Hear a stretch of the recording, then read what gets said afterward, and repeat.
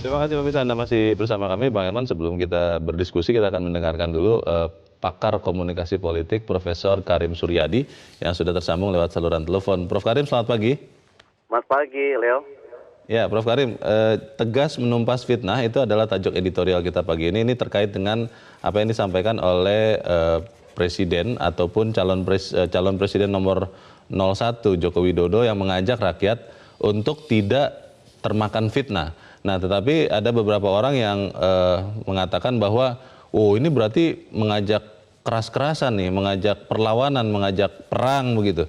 Sebetulnya artinya apa dari ucapan seorang Joko Widodo itu, Prof? Kalau menurut saya perang terhadap fitnah itu sebuah keharusan ya. Bahkan bagi masyarakat, bagi anggota masyarakat yang tidak punya kedudukan apapun. Karena dalam setiap zaman fitnah itu selalu terlarang. Nah itu yang pertama. Yang kedua, bila dihubungkan, saya sudah membaca tajuknya, bila dihubungkan dengan prestasi Joko Widodo sebagai presiden, di satu sisi tapi di sisi lain ditaburi fitnah, memang antara prestasi dan fitnah itu bertolak belakang ya. Kalau tidak mau dikatakan tidak sejajar. Mengapa bertolak belakang? Kalau apresiasi terhadap prestasi itu berdasarkan fakta, berdasarkan capaian, justru berfitnah berangkat dari penolakan atas fakta, penyangkalan atas fakta. Nah, oleh karena itu hanya komitmen lah yang bisa menghentikan fitnah. Saya selalu membawa satu buku kecil ke kelas ya, untuk saya perlihatkan kepada mahasiswa. Judulnya itu Politicians Are People Too. Jadi sebagai manusia biasa, politisi itu memang bisa berbuat salah, bisa juga prestisius. Nah, tugas kita sebagai warga, ini nasihat seorang kakek kepada cucunya, bahwa kamu tidak boleh menghujat, apalagi memfitnah seorang presiden. Ini di masyarakat Amerika. Mengapa? Karena presiden adalah lembaga yang kita pilih, lembaga yang kita hormati, lembaga yang dibentuk oleh konstitusi. Sekali kamu menghujat presiden, berarti kamu menghujat bangsamu sendiri dan mempermalukan dirimu sendiri. Tapi kalau mereka berbuat kesalahan, koreksilah secara memadai, secara patut gitu. Artinya itu kan di Amerika, Prof Karim. Itu kan di Amerika. Di Indonesia gimana? Di Amerika masyarakat yang liberal sekalipun, ya, di masyarakat yang liberal sekalipun seorang kakek mewasiatkan betapa pentingnya menghormati presiden, baik secara lembaga maupun personal, apalagi untuk masyarakat Indonesia yang penuh dengan petata petiti kayak moral dan lain-lain gitu ya. Namun, kalau sekarang sudah banyak fitnah bertebaran, bagaimana membantu masyarakat untuk tidak termakan fitnah itu, Prof? Nah, sebenarnya kan ini terletak pada disiplin konfirmasi ya menurut saya. Terutama dalam menerima pesan-pesan yang viral gitu. Sebab suka atau tidak, sekarang norma yang berlaku di masyarakat sudah mulai bergeser. Kalau dulu normanya norma disiplin dalam pengertian disiplin, dalam pengertian taat, tunduk, mengikuti aturan. Nah sekarang aturannya sudah mulai bergeser. Bukan lagi aturan tata tertib norma sosial, tapi aturannya hanya dua isinya. Pertama, like, dan kedua, share. Nah, terlepas dari apa yang disuka dan di-share itu benar atau salah. Maka kecenderungannya orang suka menyebarkan apa yang dia terima sebelum selesai membacanya. Jadi memang tugas kita sebagai warga, sebagai apalagi pemerintah, membangkitkan imunitas, ya, membangkitkan imunitas ketahanan informasional di masyarakat. Oleh karena itu saya berharap presiden meskipun dihujat, difitnah, nggak usah mundur lah, nggak usah gagal fokus. Tetap saja berkinerja, biarkan saja fitnah seperti angin berlalu begitu kalau menurut saya.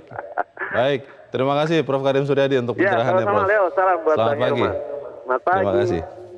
Ya, Prof Karim sudah menjelaskan dengan jelas nih, Bang. Nah, tapi pertanyaannya, karena tadi budaya zaman sekarang ini kelihatannya budaya like dan share, karena media sosial begitu kuat, bagaimana kemudian membuat masyarakat ini imun atau kebal terhadap fitnah?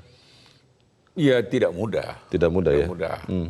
Karena begini, sebetulnya saya sangat sependapat ya kalau fitnah, hoax itu sebetulnya kan umumnya ini kan diproduksi oleh orang-orang yang sedang sakit kan. Ya, sakit. Sakit.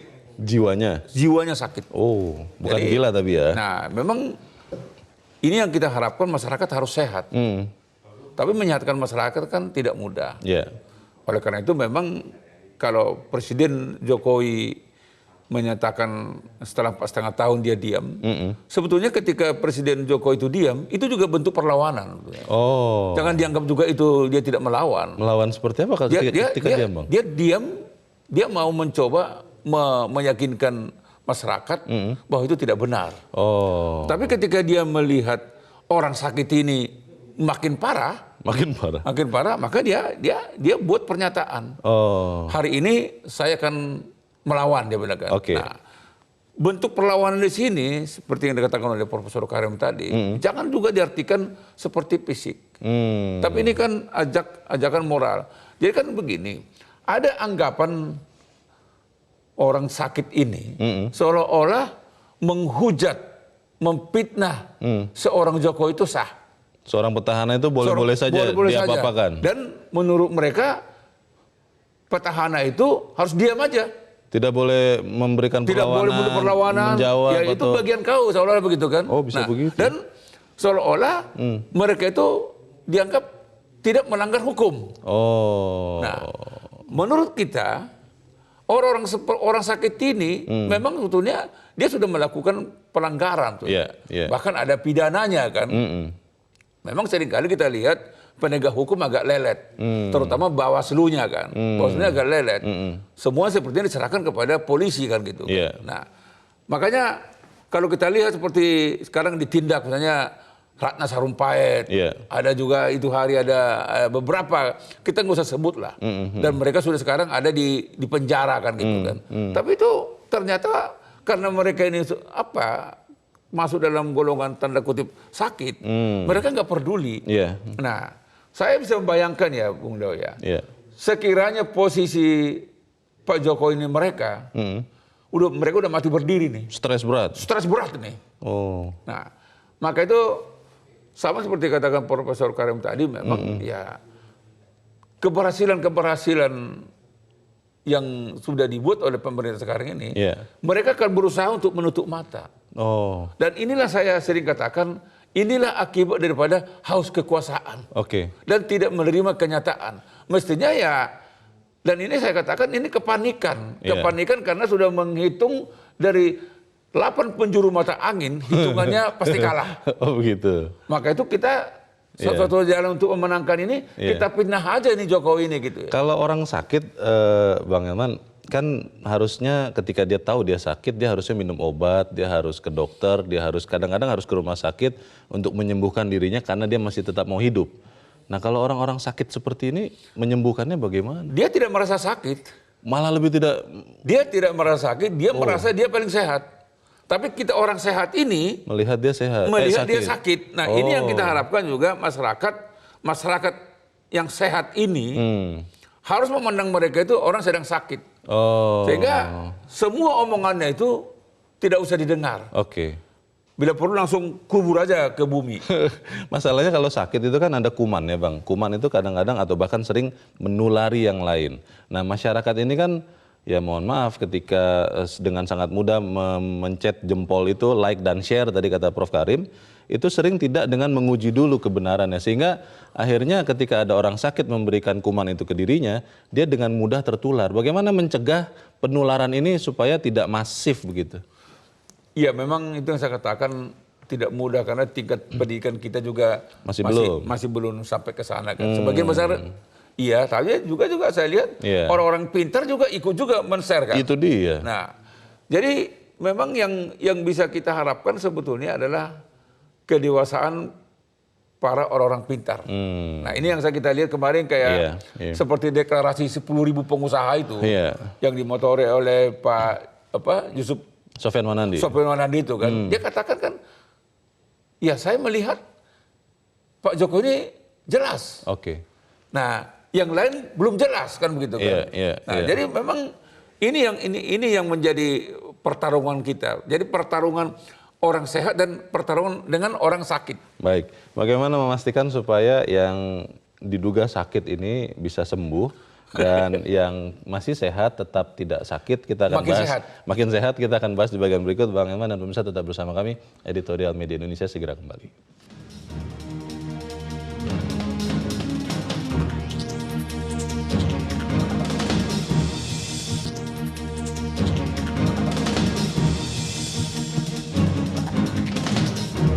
Terima kasih pemirsa, Anda masih bersama kami. Bang Elman, kita mau mencoba mendengarkan pendapat dari pemirsa Metro TV. Kita sudah terhubung dengan Pak Robi di Palu, Sulawesi Tengah.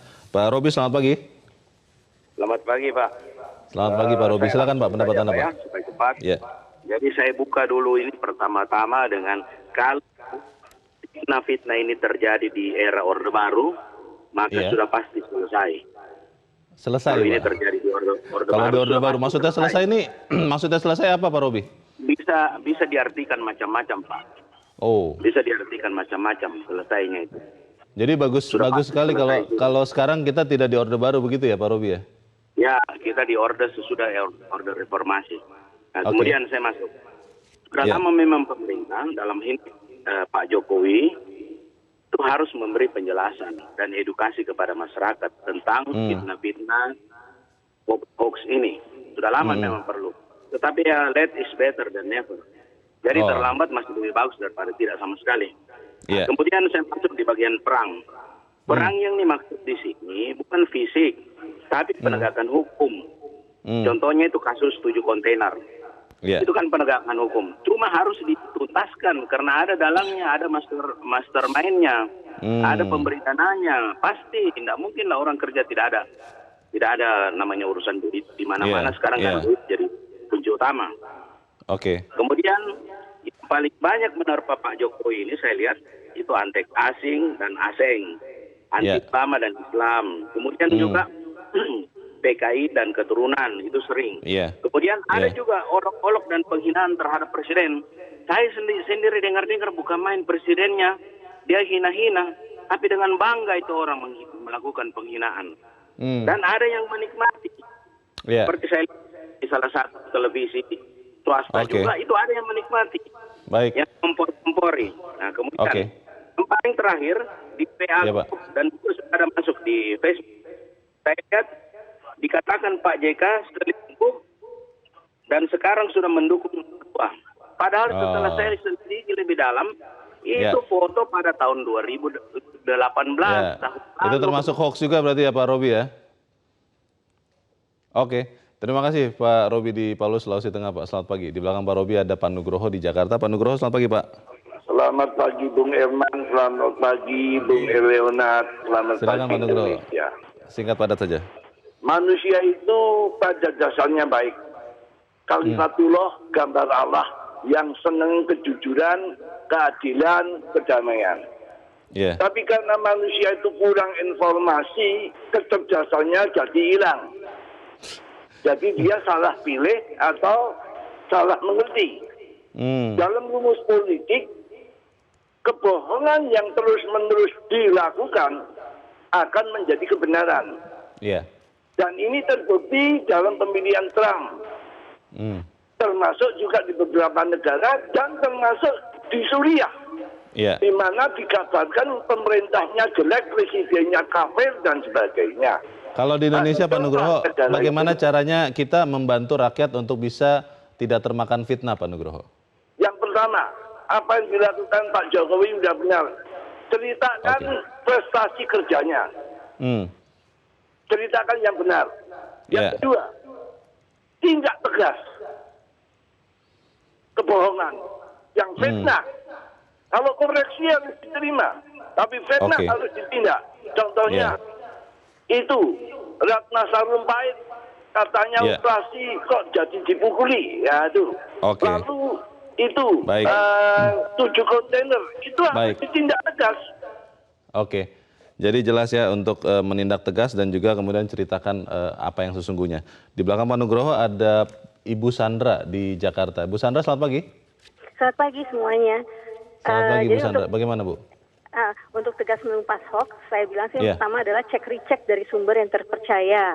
Apalagi dengan pemilu ini kan harusnya orang tuh berpikir sehat ya, bahwa Iya. mereka ngelihat sendiri apa yang ada kejadian di Jakarta, bagaimana perkembangan Jakarta, harusnya melihat dari situ gitu loh. Lalu kemudian pemerintah juga harus tegas menebar hoax ya Mbak ya. Lalu kemudian untuk menuju ke arah situ, seharusnya saya setuju dengan Pak Elman yang bilang mereka penebar hoax adalah orang yang sakit jiwanya. Nah kalau yang sakit jiwanya yang harus dibetulin adalah SDM itu harus dibenahi. Dan saya yakin pemerintah kan katanya Presiden Jokowi kalau terpilih lagi yang pertama akan dia benahin adalah SDM-nya kan. Sumber daya manusia. Sumber daya manusia. Jadi saya bilang sih ya orang-orang bangsa kita tuh harus cerdas banget cek recheck dan pemerintah tegas untuk penebar hoax ini. Lalu kemudian orang-orang yang sakit jiwanya ini dibenahi dari sumber pendidikannya gitu loh. Hanya itu sih. Baik. Terima kasih Mbak Sandra di Jakarta. Selamat pagi. Di belakang Mbak Sandra ada Pak Iwan di Jember, Jawa Timur. Pak Iwan, selamat pagi Pak. Selamat pagi Bang Elman dan Bang Leo. Selamat pagi Indonesia. Selamat pagi. Silakan Pak Iwan. Jadi yang jadi masalah begini, bahwa fitnah itu lebih kejam dari pembunuhan. Itu Al-Quran itu. Dan itu dalil. Dan harus ditumpah. Cuma tidak harus semuanya ditanggapi. Sebab secara alami nanti akan teratasi sendiri gitu. Nah, yang membahayakan bangsa dan negara itu yang harus diatasi. Kemudian yang kedua, yang jadi masalah adalah tidak mungkin api tanpa asap, tidak mungkin asap tanpa api. Itu saja dalilnya. Lalu yang ketiga, bahwasanya apa yang sudah diputuskan oleh Pak Jokowi dan Pak Prabowo itu sebenarnya sudah bijak dalam hal memilih wakil presidennya. Karena dengan demikian itu terkunci kemungkinan timbulnya gejolak di belakang. Cuma yang jadi masalah, apa yang terjadi sekarang ini adalah mitra dialogis, sarana kritik, evaluasi, sekaligus kontrol. Dan introspeksi bahwa isu-isu yang terjadi, isu-isu yang terjadi mengenai hubungan antara negara dengan agama, yang kedua mengenai katanya ada pekerja partai, yang ketiga mengenai yang berkaitan dengan hubungannya Beijing dengan Indonesia. Nah, hal-hal seperti itu harus menjadi introspeksi diri bagi kita. Nah, political will yang sungguh-sungguh itu harus dilakukan dengan benar, baik, indah, sehat, normal. Baik, terima kasih Pak Iwan di Jember, Jawa Timur untuk pendapat Anda. Selamat pagi Pak. Kita akan bahas pendapat para pemirsa selepas jeda lagi. Bang Elman dan pemirsa tetap bersama kami. Editorial Media Indonesia segera kembali.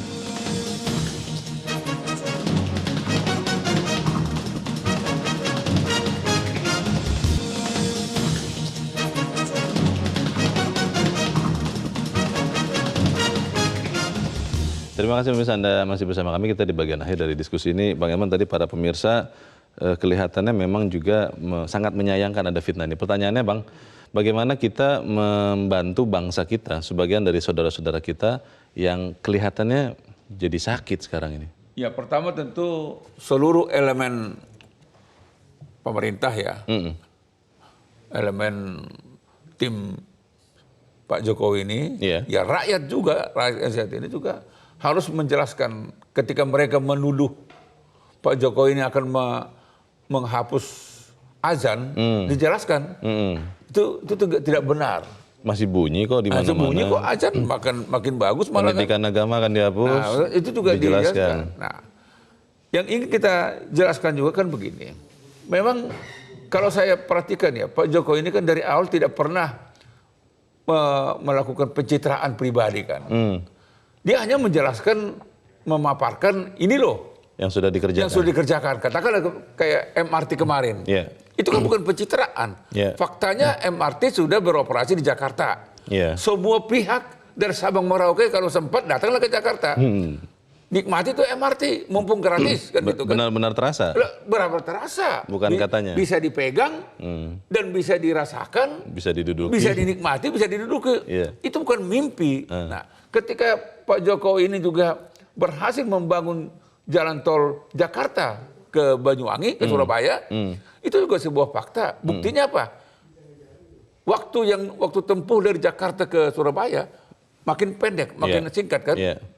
Nah, kalau ada orang menganggap ini tidak berhasil, ya itu yang saya katakan, orang ini sakit ini. Orang sakit ini. Memang susah mengimbangi sebuah fakta. Susah. Jadi memang sebetulnya menurut saya ketika faktanya era Pak Jokowi ini adalah pemerintahan yang jujur, pemerintahan yang sukses, nah kan harapan rakyat Indonesia kan kepala negara, presidennya kan harus sukses membawa bangsa ini kan. Ya mestinya selesai sudah. Nah, mestinya mereka membuat tandingan kalau kami nanti jadi presiden. Program lain yang lebih baik. Yang kita buat jalan tol tidak hanya seperti itu, berlapis-lapis gitu kan.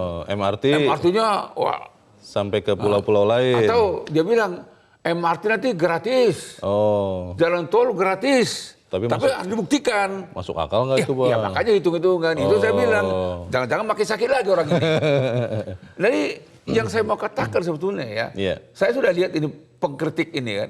Bukan kritik, yang memfitnah ini. Kalau kritik boleh. Kritik bagus, asal pakai fakta. Yang memfitnah ini sebetulnya diberikan kesempatan untuk menjadi pemimpin, apakah pemimpin apapun, mungkin nggak sanggup dia.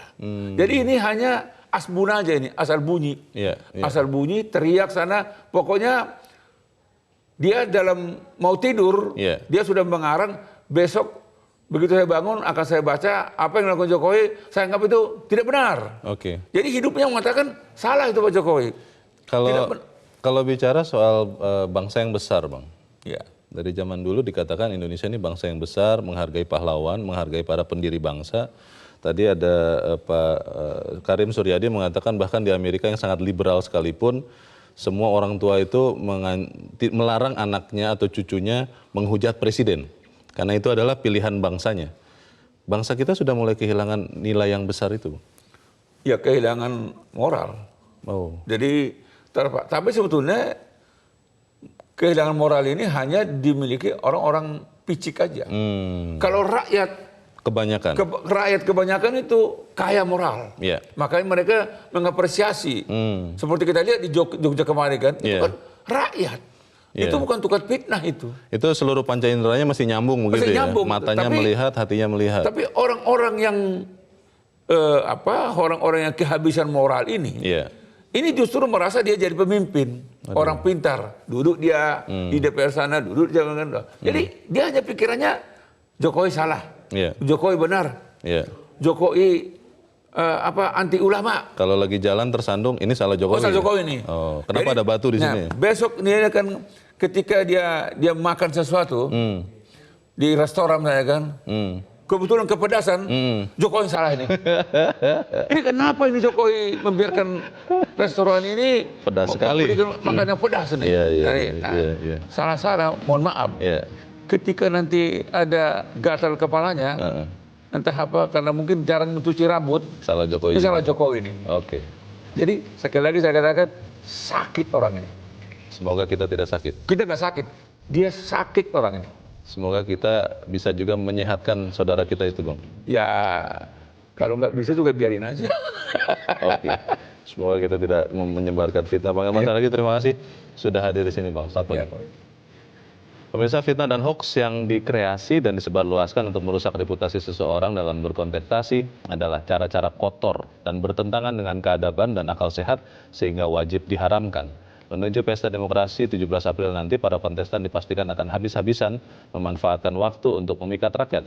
Yang terpenting jangan ada lagi fitnah dan hoax oleh siapapun untuk menyerang siapapun. Jika masih ada penyelenggara pemilu dan penegak hukum, harus menumpasnya. Hati-hati dengan jempol Anda, karena jangan-jangan kita ikut menjadi penyebar fitnah. Saya Leonard Tamosir, terima kasih Anda sudah menyaksikan. Selamat pagi.